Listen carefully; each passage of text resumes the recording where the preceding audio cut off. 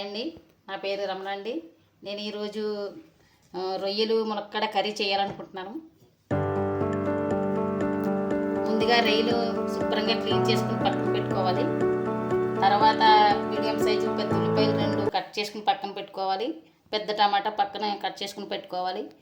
2 పచ్చిమిర్చి, 2 ములక్కాడలు, తగినంత ఉప్పు, తగినంత కారం, దానికి కావలసిన మసాలాలు గసగసాలు 1 టీ స్పూన్, నువ్వులు 1 టీ స్పూన్, జీలకర్ర 1 టీ స్పూన్, లవంగాయ 2 ఇంచులు, దాచిన చెక్క 1 ఇంచు, ఇలాచి 2. తయారు చేసే విధానం చూద్దాం పదండి. అల్లం వెల్లుల్లిపాయ కూడా వేయాలి. అదంటే పేస్ట్ చేసుకుందాం. రెడీ అయిపోయిందండి. ముందుగా బాండీ పెట్టానండి. దానికి తగినంత నూనె ఆయిల్ వేసుకోవాలి. ఆయిల్ కాగిన తర్వాత ఉల్లిపాయలు వేసుకోవాలి.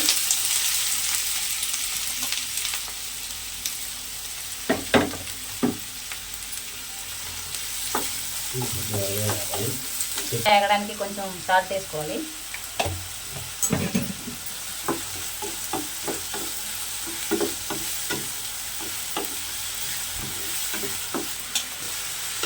తర్వాత పచ్చిమిర్చి వేసుకోవాలి.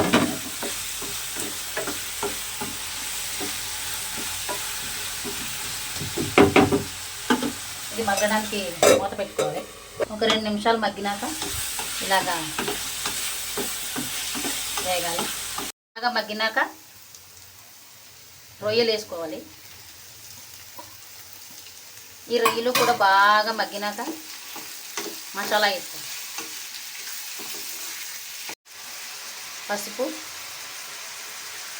ఒక పావు టీ స్పూన్, పసుపు,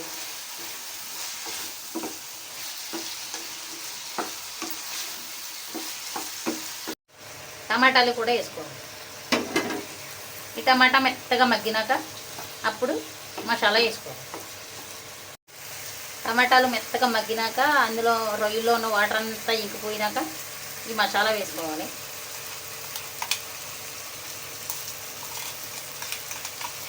మసాలా కూడా మొత్తం వాటర్ అంతా పోయి గ్రేవీ అంతా పైకి వచ్చి మసాలా బాగా వేగినాక ఆయిల్ పైకి వచ్చేదాకా వేయించుకోవాలి.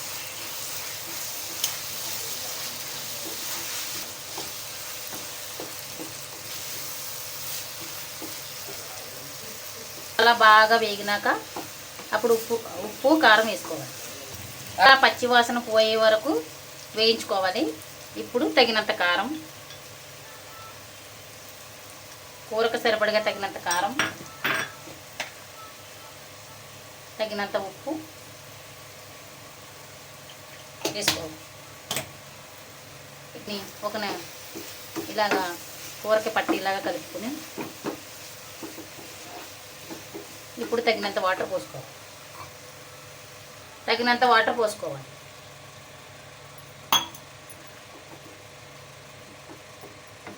నేను 1/2 కిలో రొయ్యలకి ఈ కూరకు సరిపడగా వాటర్ వేస్తున్నానండి.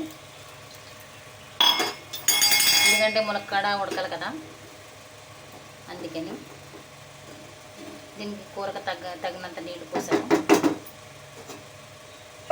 ఇప్పుడు మీడియం సైజులో కర్రీ దగ్గరికి వచ్చే వరకు ఉడకాలి. చివరిగా కొత్తిమీర వేసుకొని కూరలో ఉప్పు సరిపడగా చూసుకోండి.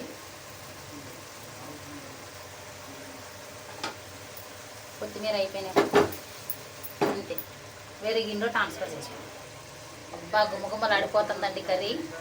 మీరు కూడా ట్రై చేసి చూడండి, చాలా బాగుంటుంది. ట్రై చేసి చూడండి.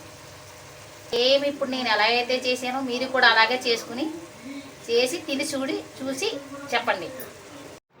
కూర రెడీ అయిపోయిందండి. ఇప్పుడు టేస్ట్ చూసి చెప్దాం. కూర వేసి రుచి చూసి చెప్తామండి.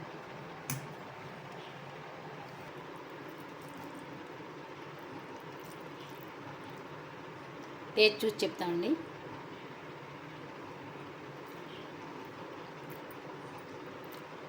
అన్నీ పర్ఫెక్ట్గా సరిపోయినాయండి. అచ్చం నేను చేసినట్టుగానే మీరు కూడా కర్రీ చేసుకొని తిని చూడండి. అదిరిపోతుంది అంటే అదిరిపోతుంది.